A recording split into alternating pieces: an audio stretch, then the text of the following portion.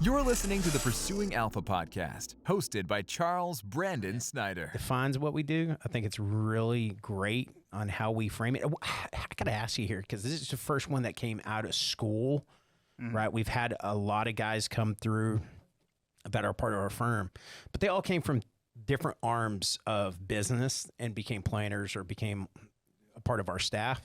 We've never had somebody come straight out of school. And you had a stint at a pretty prominent national financial planning firm.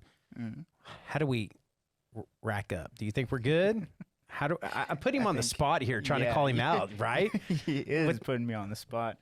I'd say you compare pretty well, actually. I think the model that you're trying to build here for our firm is very similar, which actually attracted me to your firm. Another thing that actually attracted me to your firm is that you actually have a process that we follow.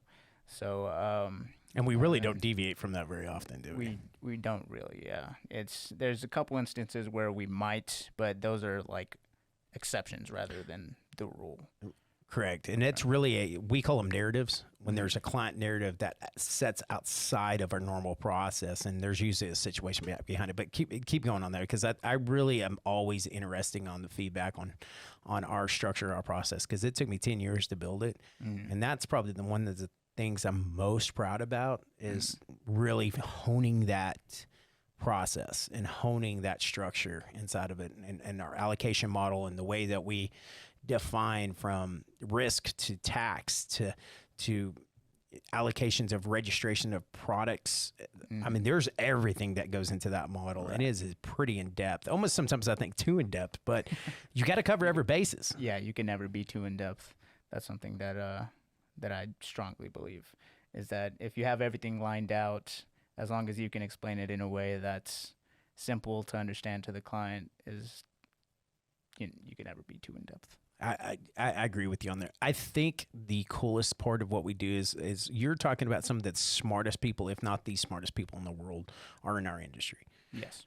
And intelligence to me is taking those complex ideas and trying to distill them down into the simplest term without omitting relevant facts. Yeah. I think that is really where it goes to. And some of our models, or most of our models, especially because we're big on maps.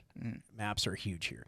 And our maps in our world is measurable action plans. Right. You got MAP, measurable action plan, right? And that's, to us, that is how we build everything.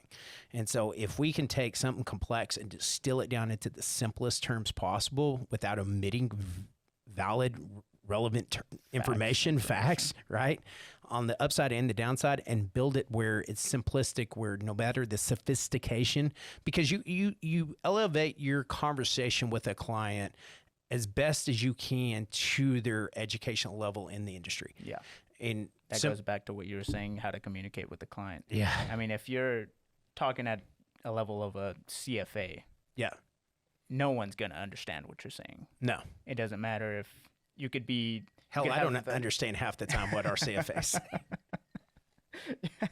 I'll second you there. I mean, there's a couple of times where I catch some words here and there, and I'm just like, oh, I might know what that means. But for the most part, they're complex guys that, I mean, they deal in a completely different realm. It's very complex. And we know what it is. Like, we're being a little bit out a little obtuse there. But the point is like, there's the CFA level, and then there's I'm retiring, worked my tail off, white collar, blue collar job that's never been in finance.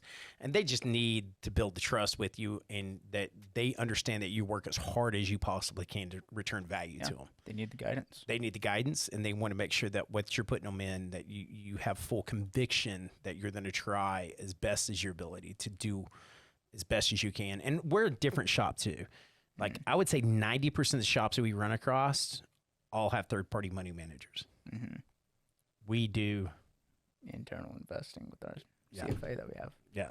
So our CFA, and then having a couple of, I think Dr. Starr, which is coming on tomorrow. which is the first time we've had back-to-back podcasts, which I'm excited about, but it's a lot of work. Yeah, and first time we have Dr. Starr on, so he's got a PhD in economics, and he runs a major university's economics department. So I'm looking forward to that. I'm looking forward to that one. I've been looking forward to that one for months upon months upon months, because especially where we're at from a Fed level, that is going to be insanely interesting conversation.